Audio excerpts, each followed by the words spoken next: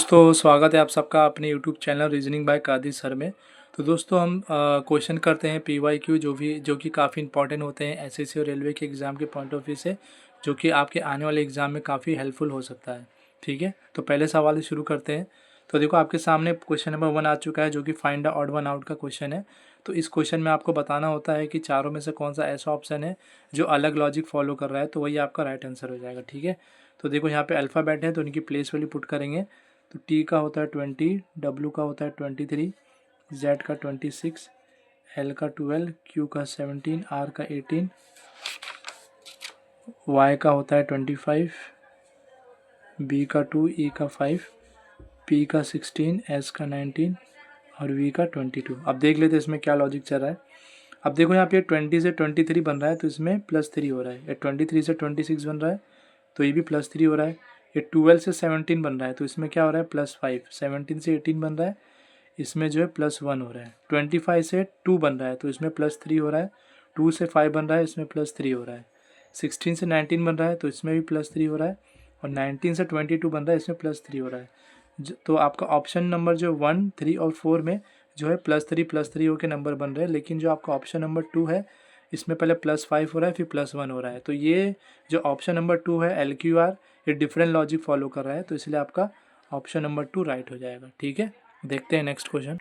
तो दोस्तों आपके सामने क्वेश्चन नंबर 2 आ चुका है, जो कि क्या कह रहा है कि 45 से 165 बना है, 21 से 141 बना है। ठीक है, तो देख लेते हैं इसमें क्या लॉजिक लग रहा है वही तो वही सेम लॉजिक हमें चारों ऑप्शन में से पता करना है, जिसमें सेम लॉजिक लग रहा है तो वही आपका राइट आंसर हो जाएगा। ठीक है, तो देखो क्या कह रहा है 45 से 165 बना है। एक बार इसमें हम डिफरेंस देख लेते हैं। 45 में अगर +120 करेंगे तो ये 165 हो जाएगा। ठीक है, अब 21 में अगर 120 प्लस करेंगे तो ये 141 हो जाएगा। तो देख लेते हैं ऐसा कौन सा ऑप्शन है जिसमें 120 पहले नंबर में प्लस करके सेकंड नंबर बन रहा है। तो देख लेते हैं।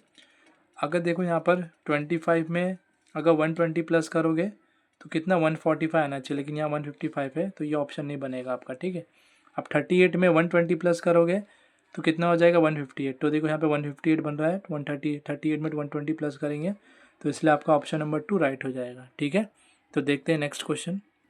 तो दोस्तों आपके सामने क्वेश्चन नंबर 2 आ चुका है, जो कि कोडिंग डिकोडिंग का क्वेश्चन है। ठीक है, तो ये क्वेश्चन क्या कह रहा है OWLS से TRPO बना है, YMTK से DHXG बना है।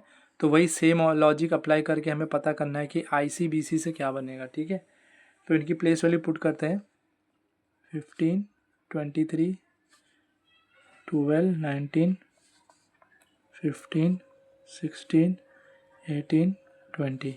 इसमें देखो लॉजिक पहले पुट कर लेते हैं।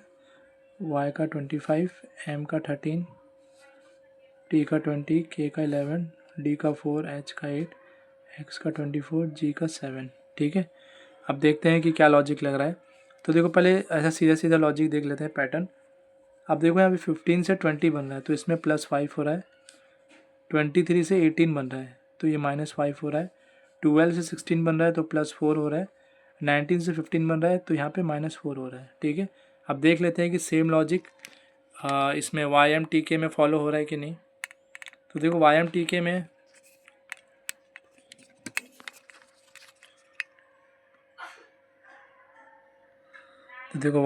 में क्या लॉजिक अप्लाई हो रहा है।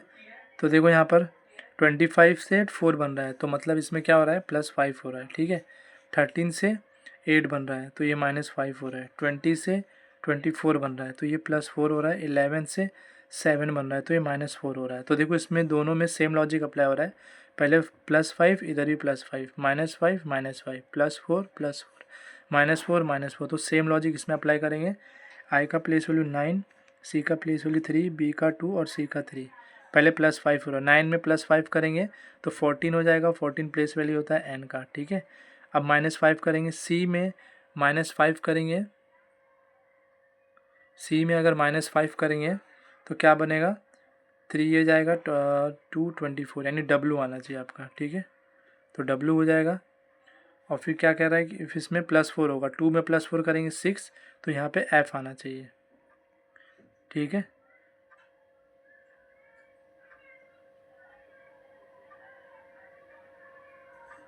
सॉरी इधर प्लस -5 करेंगे तो यहाँ पे एक्स आना चाहिए, डब्लू नहीं, ठीक है। और फिर क्या देखा, क्या बोल रहा है आगे, सी, तो सी में इधर 3 है, इसमें -4 करेंगे तो ये आपका हो जाएगा 25, मतलब आपका y आना चाहिए। तो आपका आंसर क्या बनेगा, NXFY। NXFY आपका ऑप्शन नंबर 2 में दिया है, तो इसलिए आपका ऑप्शन नंबर 2 राइट हो जाएगा, ठीक है। तो मुझे उम्मीद है आपको ये क्वेश्चन समझ में आया होगा। तो देखते हैं नेक्स्ट क्वेश्चन। दोस्तों आपके सामने क्वेश्चन नंबर 4 आ चुका है, जो कि ये भी डिकोडिंग का क्वेश्चन है। तो चलो सॉल्व करके देखते हैं। सबसे पहले इनकी प्लेस वैल्यू पुट कर लेते हैं। तो देखो बी का प्लेस वैल्यू क्या होता है, 2 होता है, ए का 5 होता है, एल का 12 और ए भी 12, ओ का 15 होता है, यू का 21, सी का 3 और के का 11 और टी का 20। तो वैसे ही एफ का 6, आई का 9, एल का 12, 1, 7, 14, 11 और 20, ठीक है।